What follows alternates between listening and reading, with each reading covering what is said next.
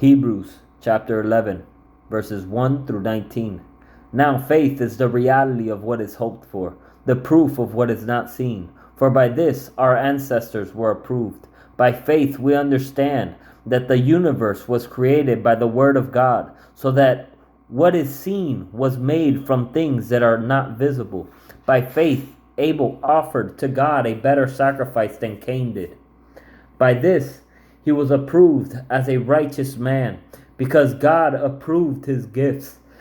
And even though he is dead, he still speaks through his faith. By faith Enoch was taken away, and so he did not experience death. He was not to be found because God took him away. For before he was taken away, he was approved as one who pleased God.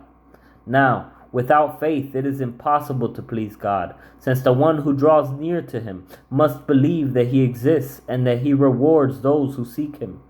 By faith, Noah, after he was warned about what was not yet seen, and motivated by godly fear, built an ark to deliver his family. By faith he condemned the world and became an heir of the righteousness that comes by faith.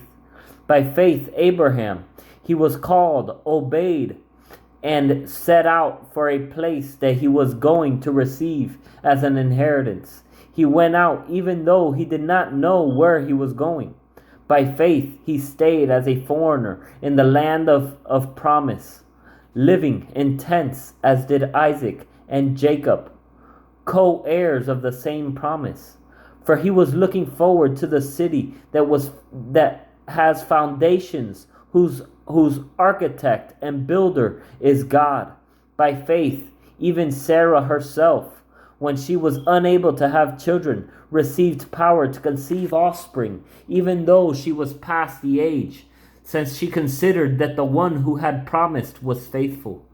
Therefore, from one man, in fact, from one as good as dead, came offspring, as numerous as the stars of the sky and as innumerable as the grains of sand along the seashore. These all died in faith, although they had not received the things that were promised. But they saw them from the distance, greeted them, and confessed that they were foreigners and temporary residents on the earth.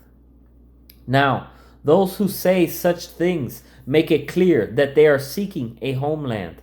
If they were thinking about where they came from, they would have had an opportunity to return.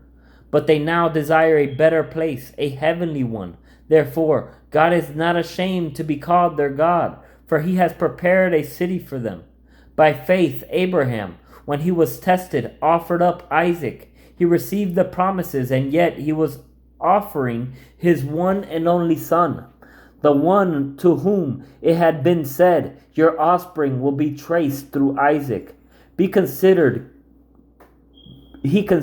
God to be able even to raise someone from the dead. Therefore, he received him back, figuratively speaking.